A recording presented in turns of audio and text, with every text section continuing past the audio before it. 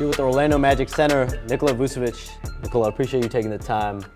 Early in your NBA career, a lot of people, look at you now, how much you're playing, but really that first season under Doug Collins, you weren't really, you were playing, but not at the level you are now. What was it like sitting on the bench for a lot of games and learning, and what lessons did you get? Well, it wasn't easy, but at the same time, it was good learning lessons for me. At that time, I didn't necessarily understand it because I was so young, and especially when you come from college, you play a lot, you're the main guy on your team, and it's a change, you have to adapt to it. It's not always easy at a young age because, when you're young, you think, you know so much, then you understand that actually, when you get to the NBA, you're so far away from actually where you need to be to play at a high level. So yeah, I think just me, playing and then not playing and going through those up and downs and everything just made me really learn how to adapt to the NBA, what I need to do each day to be ready to play. If I get my opportunity, I have to take advantage of it. I cannot miss an opportunity, especially at a young age. So I think that year was a great learning lesson for me for sure. So then the year after that, you're part of that 4-team trade with Dwight Howard, Andrew Bynum. Your former teammate Andre Iguodala was part of that trade as well.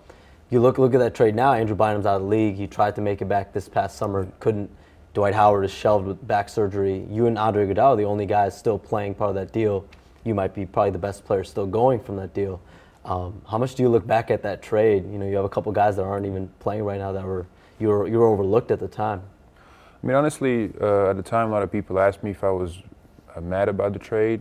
I think that the trade worked out great for me because I went to Orlando where I had a chance to play and really prove myself. And so I didn't look at it as, as a bad thing. I understood that it was, part of the business. I mean, at the time, Philly, they wanted to make some changes. And but for me, it was a great opportunity. Orlando was kind of looking to rebuild. And for me, as a young player, it was a perfect opportunity. They gave me a chance to play, to prove myself. And ever since then, it's been a great place for me. You're a much different player now. You're shooting threes, you're passing, you're playing out of the mid post, the high post, inside. How has your game adapted? What do you think specifically this year has changed for you? I think this year the main thing is that I was able to go back to playing a lot more inside, which I know obviously my jumper is a big part of my game, but I really feel like when I get a chance to go inside and play inside out, it really helps me get going. It helps me be aggressive, puts a lot of pressure on defense, and opens up a lot for our team. And so it's something that I spoke a lot about with Coach Clifford. Obviously the 3-point being a huge part of the NBA's game today, and me having the ability to do that would help our team a lot because it would stretch the floor. But he really wanted me to go back inside as well because he said it could be really efficient in there and open up a lot for us. And so I think that this season I've just been able to have a good mix of both. Do you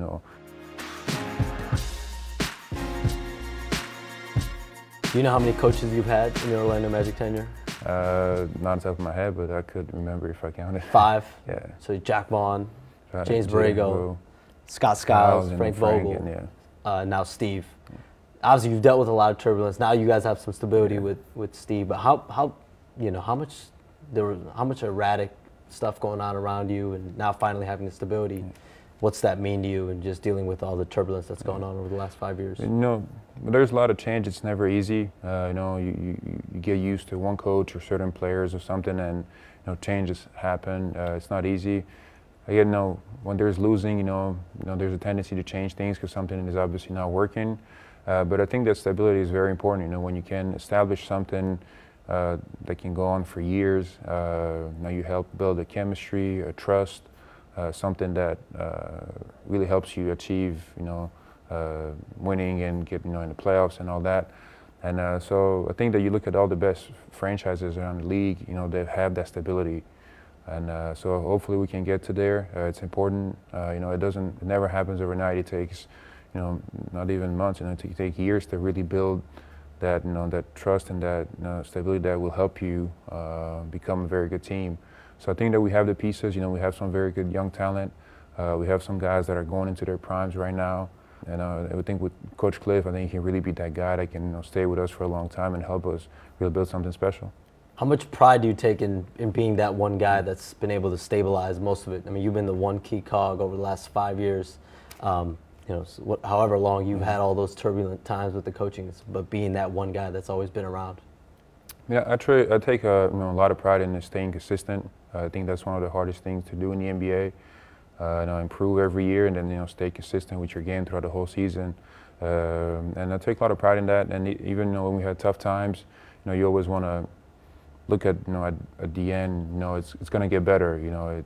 Things are going to turn around, and I believe that this season can be it. I think that we've been doing well so far, and there's still a lot of basketball to be played, and it's on us to step up and play better. But it would mean such a great deal for me if we can get to the playoffs after everything that we've been through.